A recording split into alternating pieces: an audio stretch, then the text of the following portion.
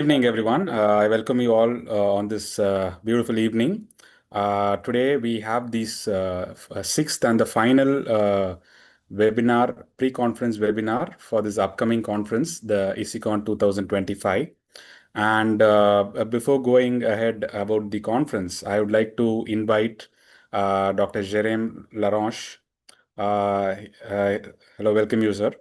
So he's the orthopedic and spine surgeon from Calgary, Canada, and he has been the chief of spine surgery in Sunnybrook, and he has an extensive. Uh, just a second. Yeah, so he has an extensive experience in managing cervical spinal cord injuries, and today is going to share his insights about this management of the cervical spinal cord injuries. And we are very happy to have you, sir.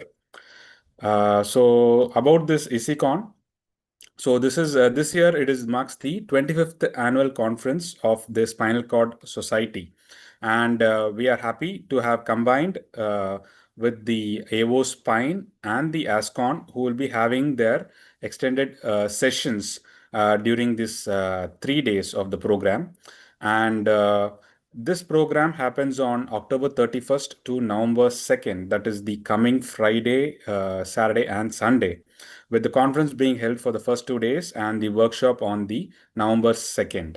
And this happens in Hyatt Regency, Chennai, and it's one of the top five-star hotels in the city, and it is centrally located with easy access to all communities and transport system across the city. So we welcome you to Chennai, where traditions meet innovations. So about this conference, and it is an extensively packed 3 days, both informative and educational, with a little bit of fun. And we have the spine boot camp, good podium and poster presentation, gold medal presentation, fully sponsored Europe fellowship, and more than 150 national and international faculties. So this is some of the prominent members from this the faculties from this conference. And these are some of our national faculties reputed. And we are pleased to welcome Dr. Alex Vaccaro himself. He is coming in person and will be available for all the days of this conference. Along with him, we have an extensive AO Spine Knowledge Forum of spine trauma and infection, and we have an extensive intelligence from across the globe who will be participating in this spinal and spinal cord injury trauma sessions. So following that, on the third day, that is on the November 2nd, we'll be having a spine boot camp, which is extensively focused for the young spine surgeons and upcoming fellows and PGs, and to provide an hand-to-hand training with one-on-one monitoring and knowledge sharing, which is going to be a very good interactive sessions. It's going to start at 6 in the morning until 8 in the morning and 6 in the evening. So about the audience, we are going to have a good jam-packed sessions with 400 spine, neuro, and ortho experts and many more. So with the registrations, we have this ISSICON 2025 website. You can get there and register at the earliest, and it is a very seamless registration process.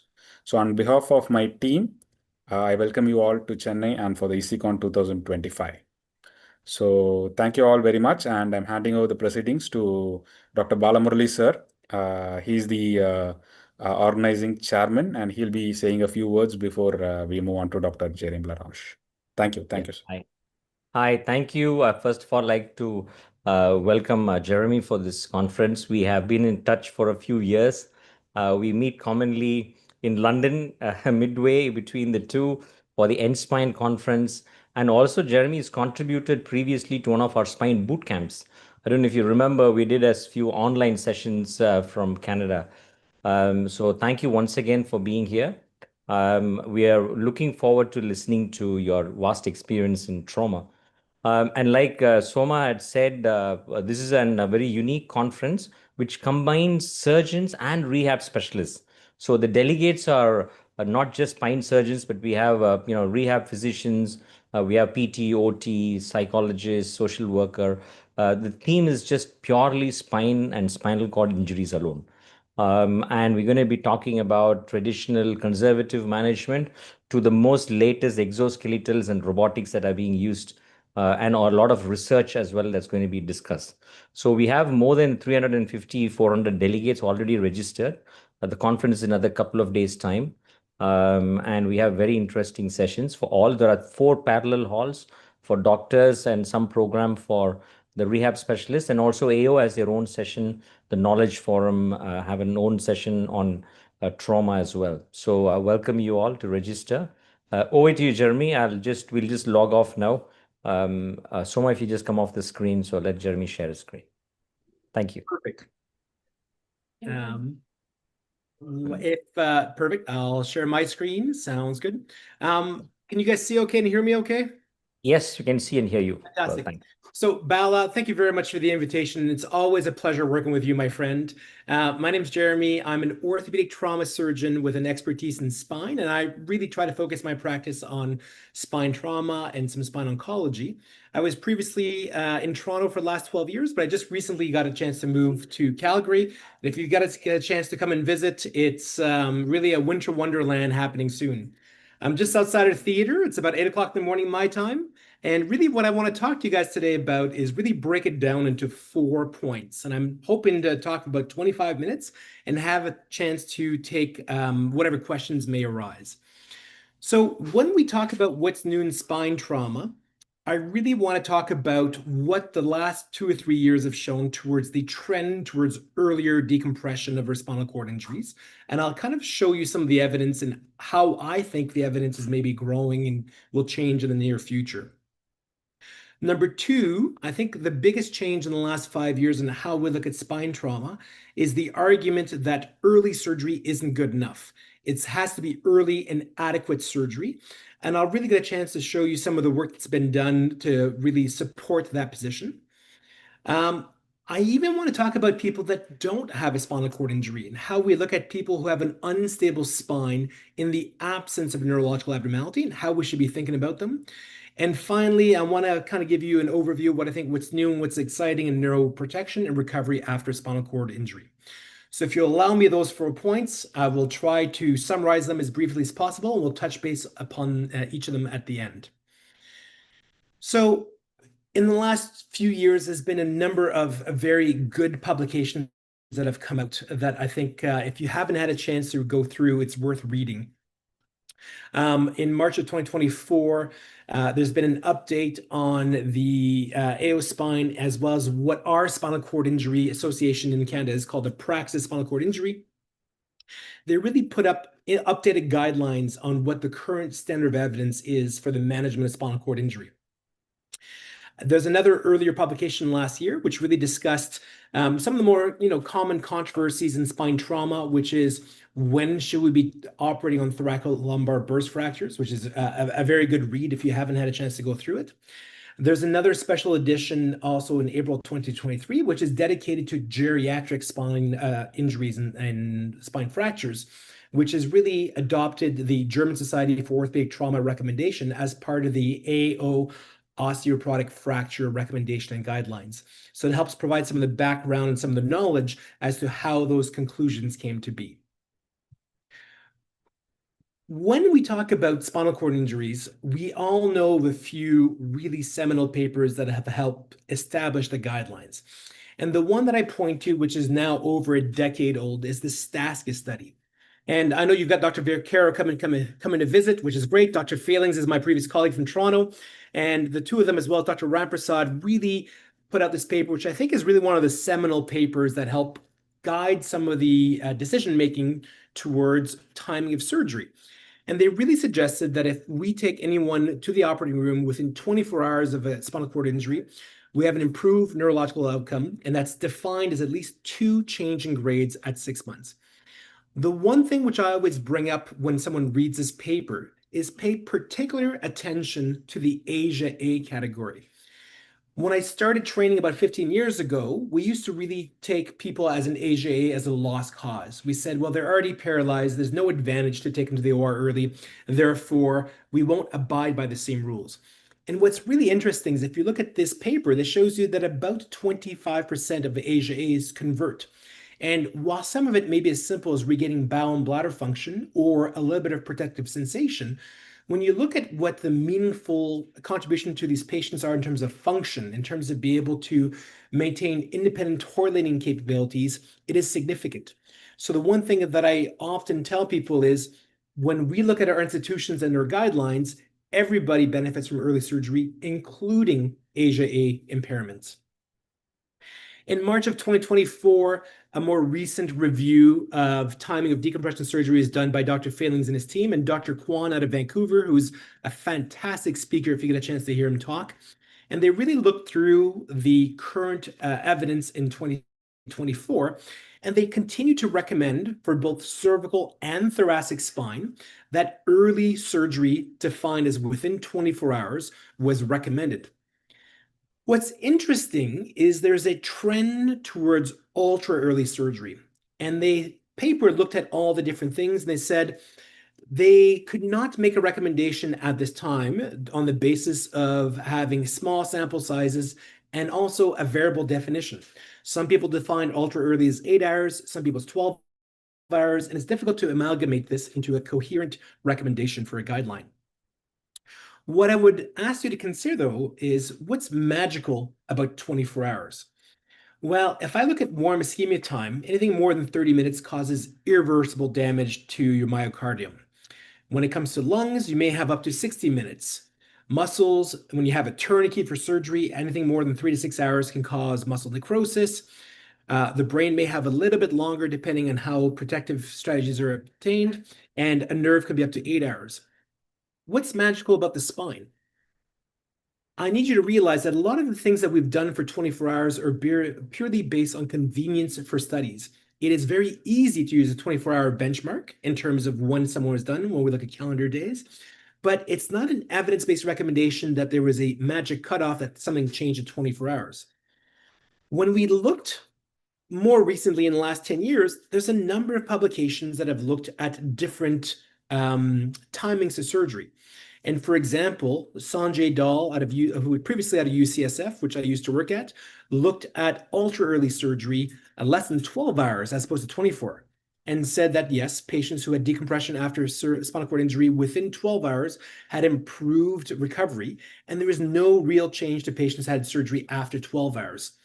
A Journal of Neurotrauma publication based out of Germany looked at less than 8 hours and once again found a positive improvement with ultra early decompression. My take home point is there's nothing magical about 24 hours. And as we continue to gather more evidence, I think that what's going to happen is we'll continue to accept that early surgery is appropriate. And the quicker we can get someone decompressed, the better. I don't have the publication here because it's pending review, but we even looked at the concomitant injuries. So someone has a bad chest injury, for example, there's often a good argument that we will delay surgical fixation because we don't want to put them prone. And we looked at some of the trauma quality improvement program data out of the US. Even patients with a bad chest wall injury do better with an early surgery.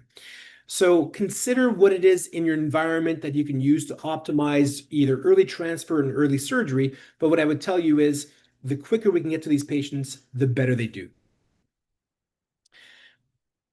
My second point that I want to discuss today is really the importance of early surgery in and of itself is probably not good enough.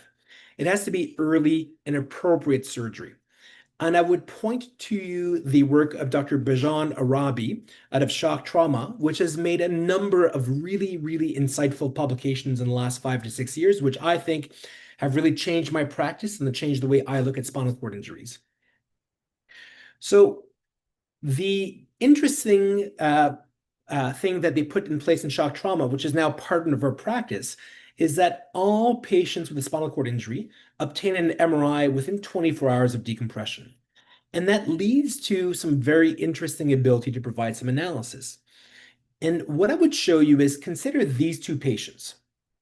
This is the first patient. This is from Dr. Arabi's paper. And someone comes in with an acute fracture dislocation and they get treated with an ACDF. What I would tell you is from a surgical perspective, this is technically perfect. I have no concerns about, the type of surgery, the hardware position, the alignment. These things are all technically perfect. However, if you look at the post-op MRI in this patient, they'll show you that there's no CSF around the level of the cord. So they would consider this an inadequate decompression after surgery. Conversely, this patient that has a similar, maybe less traumatic finding, but also presents with a spinal cord injury, gets treated with an ACDF, and this person on the post-op MRI has CSF visible around the cord. So they would be deemed to have an adequate decompression. So when we're simply looking at the type of surgery done, it's hard to predict who obtains an appropriate versus inappropriate decompression. But in their paper, Dr. Arabi really looked at all of their spinal cord injuries at shock trauma, which is a very high level trauma volume in the US. And they basically said, if we don't decompress, if we just do either a posterior fixation or an ACDF, the chance of us having adequate decompression as per our 24-hour post-op MRI is only 50%. Half of our patients are still compressed. The other half have significant volume and room and CSF around the cord. You can look at one-level laminectomy improves you to about 60%. By the time you get to a three-level laminectomy, 75% of patients were well decompressed. And only when they did a five-level laminectomy can they 100% predict adequate decompression. The other thing which is really important, and on a second paper they published afterwards, is they said if you were adequately decompressed, your chance for a meaningful motor recovery was statistically and significantly higher than those that were not decompressed, even if you went to the OR early.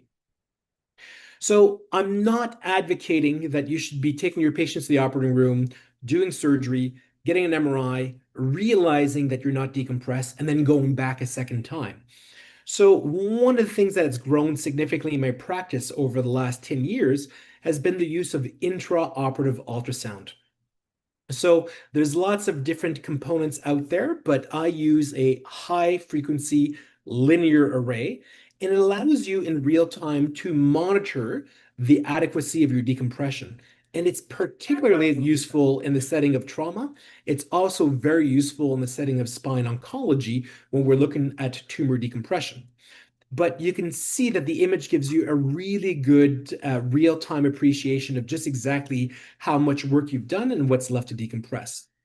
So the appearance quickly of a spinal cord injury is when I look at this sagittal scan of a cervical spine, what I can see is the dura shows up as the first hyperechoic line that I see. The spinal cord itself is quite clearly visible, and within the cord, I can see fresh blood providing a change in acoustic signature and keeping with an acute cord contusion.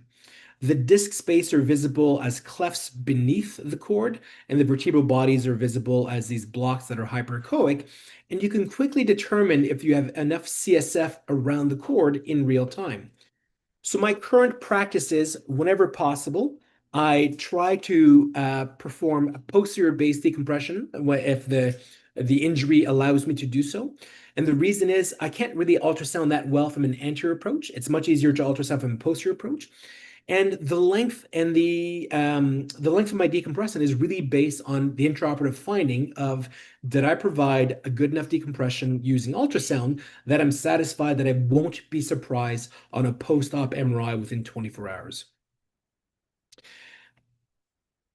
One more paper will likely lead to a little bit of confusion if you read it. So I thought I'd bring it up right away because this is another of Dr. Arabi's paper.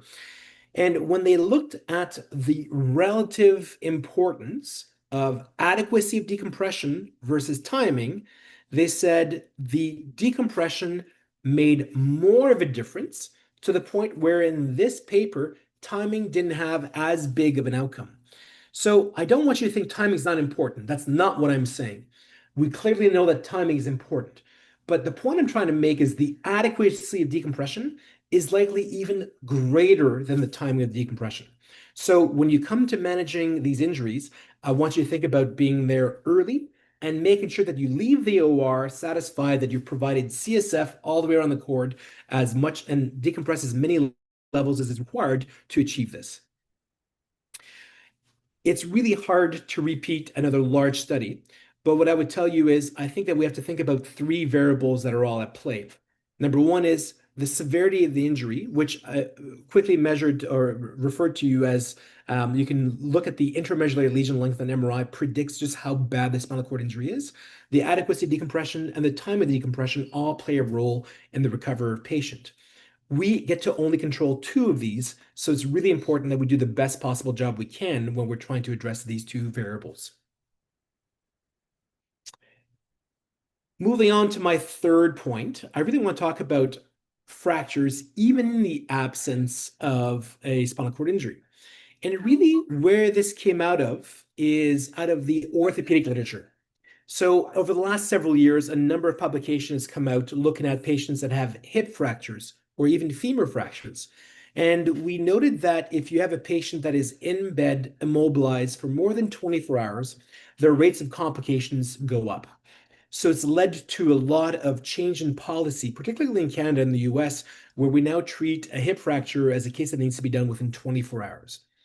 And it led me and my colleague to consider what's different about a spine fracture as compared to a hip fracture.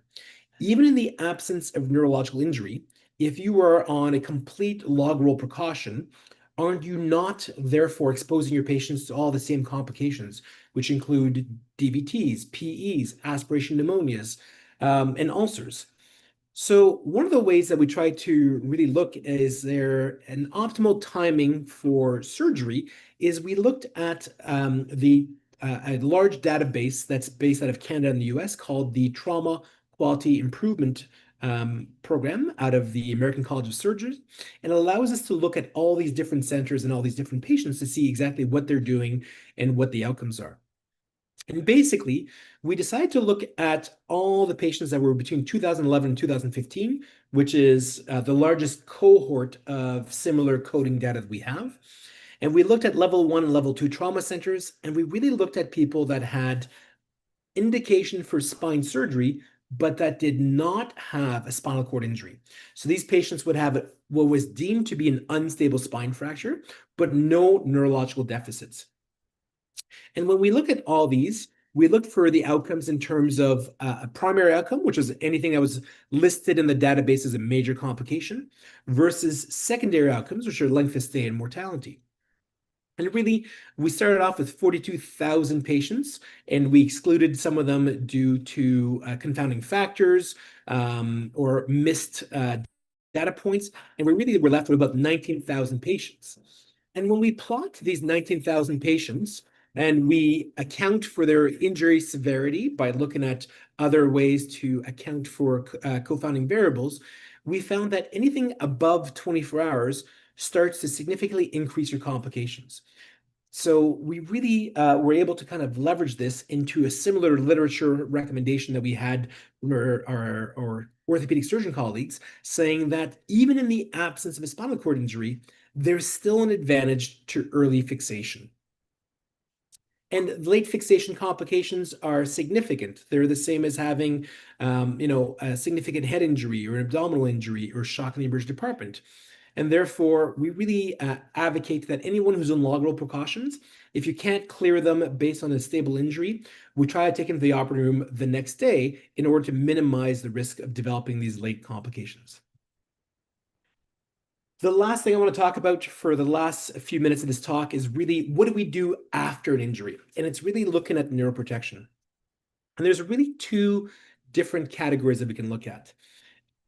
There's been a lot of studies lately that have had very exciting early results that have not manifested to long-term recommendations. So the most recent one is the Riluzole study, which we tried to give a calcium channel blocker to see if it helped prevent secondary spinal cord injury. This is a very large study sponsored through AO. And unfortunately, after the initial first phase trial in humans, we decided not to continue because there was not enough recommendations. Same thing with methylprednisolone, not commonly used in Canada. There's a few centers that still use it once in a while, but has not made it into a mainstream recommendation. The other thing that's been really interesting is if you go back to reading that first paper that I talked about at the beginning, is that in the 2024 AO guideline and recommendations, there's actually been a downgrading of the recommendations for MAP goals for patients. Specifically, they suggested that the MAP is now recommended with a low quality recommendation, and the ultimate targets are lower, as well as the duration is lower.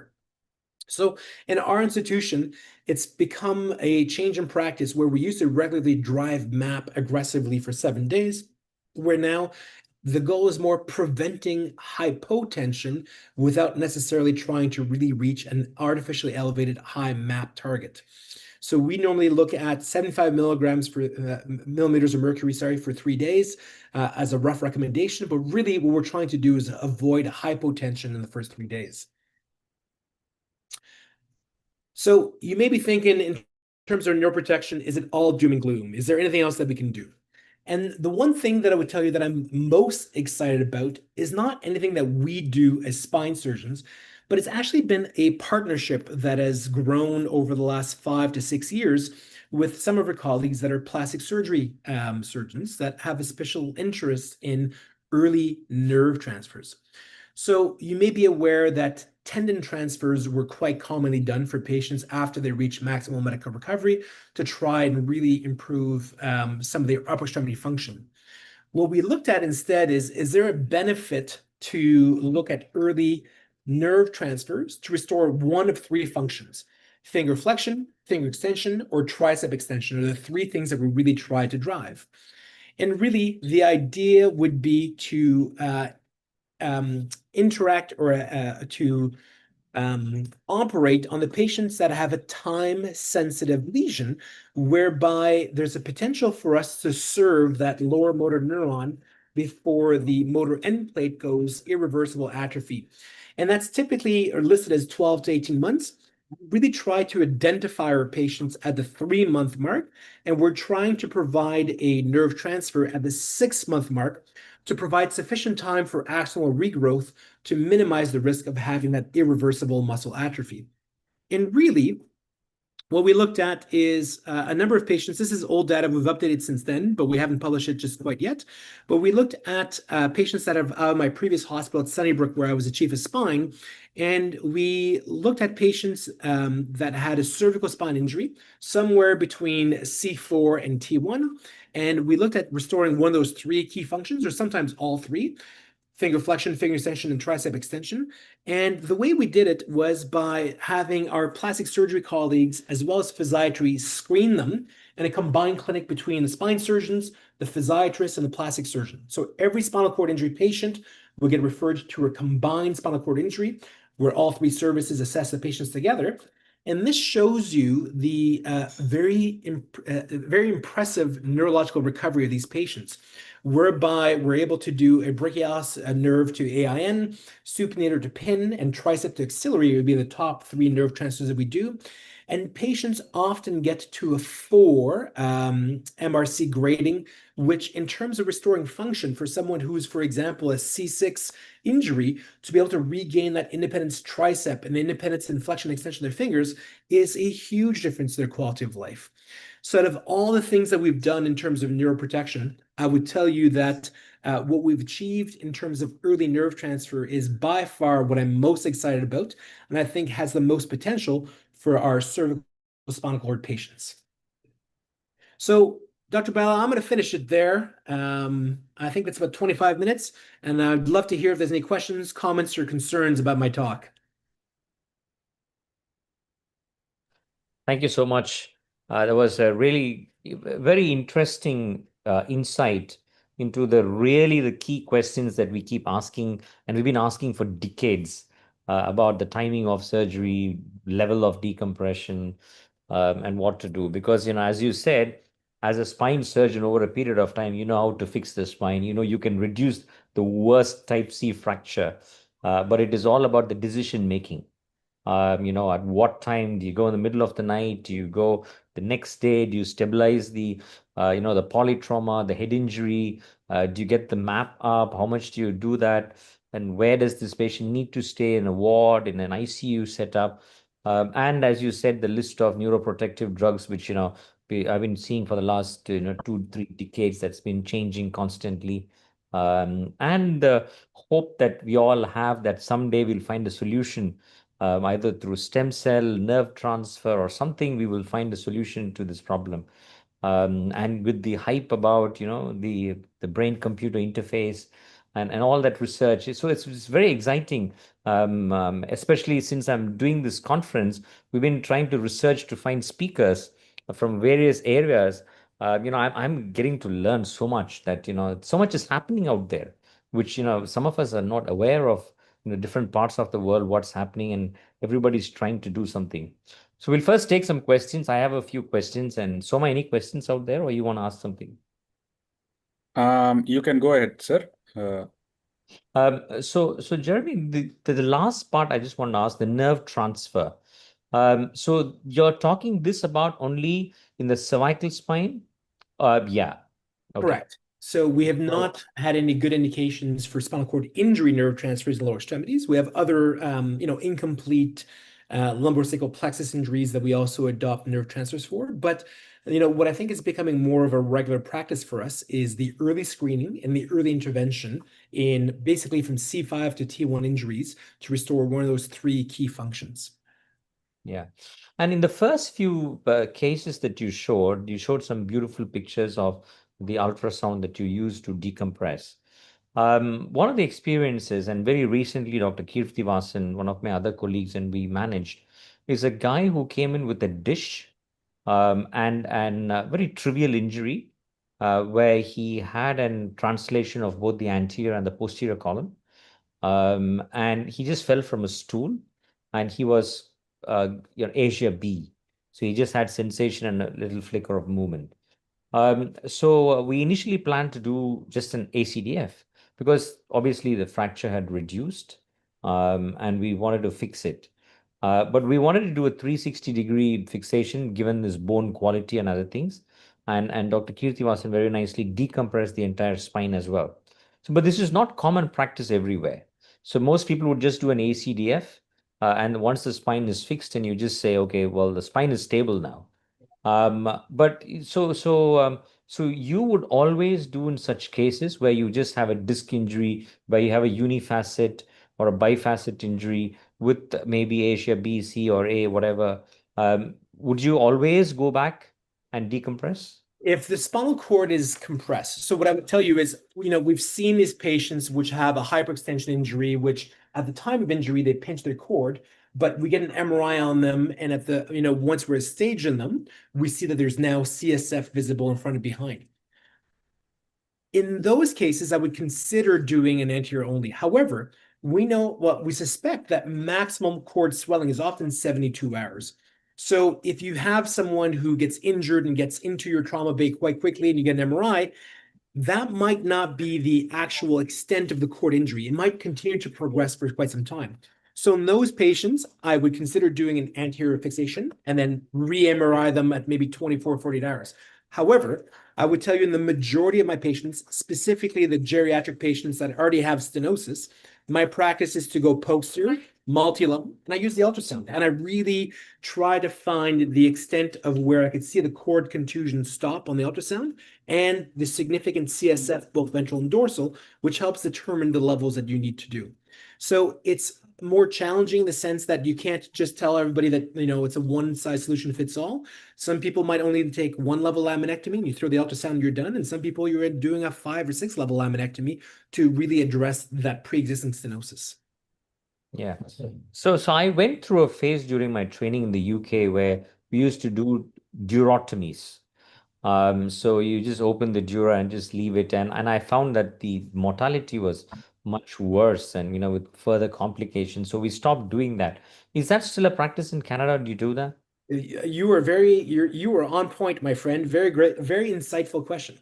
There's a brilliant surgeon out of Seattle Harborview called Chris Hofstetter. And Christoph and I were talking about this at our last meeting. And the problem is, if you do a durotomy for everybody, it's probably overkill and probably 95% of your patients. The flip argument that Dr. Arabi out of shock trauma and Dr. Hofstetter out of Harborview would say is, if you've never done a durotomy, they think we're probably undertreating some of these patients. The ultrasound is also very useful for that. So again, this is early in terms of where we are, but Dr. Hofstetter suggested a trial that I think we will probably try to launch soon, where the ultrasound can give you two things. It can show you CSF around the cord, but it can also show you the cord occupancy ratio. And his theory is that if you have a cord occupancy ratio of greater than 90% of the sac at the time of the injury, those subgroup of patients would probably clinically benefit from an extensile or expansile durotomy. Versus if you don't have that threshold, you probably would save that procedure from being unnecessarily performed on all your spinal cord injury patients. So very insightful question. I think the answer is still coming, and it's going to be a couple of years before we have the data, but I think it's definitely something that we're looking into. Sure. Yeah. So any Keerthi, Soma, any questions? Sir, yeah. So for let's assume a central cord injury, patient with a complete neurological deficit presenting as an acute event, and the MRI shows no current ongoing compression with possibly an osteophyte, very mild. And right now there is not significant compression, but clinically the patient is still in a neurological deficit, probably 0 or 1. In this scenario, do you plan for a surgery, a decompression, or wait and watch? It's a good question. If I may take one step back, the one challenge that we always have when we talk about these in rounds is at what point do you call someone a central cord injury versus an acute spinal cord injury, an ASIA impairment? And that line can sometimes be blurred depending which paper you're looking at and which center you're working out of. There's a really good paper out of the New England Journal of Medicine by Dr. Badawala, which is a previous colleague of mine, which showed that in the setting of ongoing compression, early surgery in the setting of central cord injury is still better than late surgery. So what his paper was is that, yes, everybody that has a central cord typically has a favorable prognosis, but the improvement in MJOA scores, the improvement in late neurological finding is still better with early surgery. In that specific question, in the rare injury where you have an injury, but there's no ongoing compression, my preference would be not to necessarily rush to decompression, but maybe consider repeating the MRI at that 48 or 72-hour mark to make sure that not surprised by having late swelling of the cord, which now obstructs the CSF. If there's no obstruction of the CSF, the argument for a big decompression becomes much lower, and I would probably treat that patient just based on their stability, not their neurology. Yes, thank you. Thank you, sir. So if you say that, what is the one promising thing in your experience that you see that's coming up in the next decade? Some hope for these spinal cord injured patients. What would you say? I think, again, I appreciate your insight where I think it's a race, and it's an interesting race. And the race is biology going to win or is technology going to win? So biology has some promise in terms of what we're able to achieve, but I haven't seen that breakthrough threshold that allows us to say, I could see this changing in the next 5 years. What I'm really excited about is some of the work that's happening mostly out of the Bay Area and San Francisco, where they're basically trying to bypass the spinal cord. And like you said, be able to put in a stent that has the ability to map the motor function of the brain and able to effectively bypass them into either a exoskeleton type or a interface that allows muscle stimulation and muscle firing. To me, I think if I was a betting man, I would probably tell you that I think that there's going to be more exciting things happening in the next decade in bypassing the level of injury as opposed to the biological reconstitution of the spinal cord, which is still kind of eluding us to this day. Great. Yeah, I think that's where a lot of research is now being focused, and maybe Elon Musk also has some answers for us. You never know. Yes, yeah. Keerthi, do you have anything to ask? No, sir, no question, sir. Yeah, sure. So thank you so much. It was really a good insight to all our viewers that you just gave really the important papers, the important evidence that's out there, and obviously in India the challenge we have is we see more road accidents than you do. Our population is much bigger, but the biggest challenge that we have is people reaching on time to the hospital, to the right hospital. So I think so we are still somewhere finding the gap between the timing, because when you say the hyper early and, timing, sometimes our cord injuries reach us only after 24, 48 hours. And so we're really stuck with the data and say, well, our patient is arrived 3 days later. What do we do? So I think, our center, we are quite a higher center, tertiary center. So we don't see as much trauma because we are in the city and most of the trauma happens outside and they go to the university hospitals. But we tend to try to decompress them as soon as they arrive. So for us, the time ticks from the time they present to us, rather than the time of injury, rather than to entry into hospital. So that's when we think that that's the only difference we can do is to really get them quickly to hospital. But I think the entire, Southeast Asian countries, the other way the data is being interpreted is to, once they reach hospital, how quickly do you decompress and what can you do? So the whole world is split into two. It is. And I think at that point, the adequacy of the decompression probably becomes the factor that you guys control the most without being able to change the environment that you're working in. But yeah, I've done a little bit of some development work in Vietnam, and it's the same thing. You're often seeing patients 7 days after injury by the time they get transferred to the appropriate trauma hospital and the diagnosis gets made and the MRI gets done. And it's very challenging at that point to say, well, the window's gone. What is left that's within my control? And I would suggest that the only thing that's left in your control is making sure that there's an adequate decompression that, as to Dr. Robbie's paper, probably is just as important, if not more important, than timing of surgery. Yeah, absolutely. I think it's a very good summary for our conversation today. Thank you for taking your time in the morning. Enjoy the rest of your day. Thank you so much. My absolute pleasure. Thank you. Thank you so much. Thank you once again. Thank you. Thank you very much. Bye-bye. Thank you. Bye-bye. Bye to all our viewers. Thanks for being here with us today.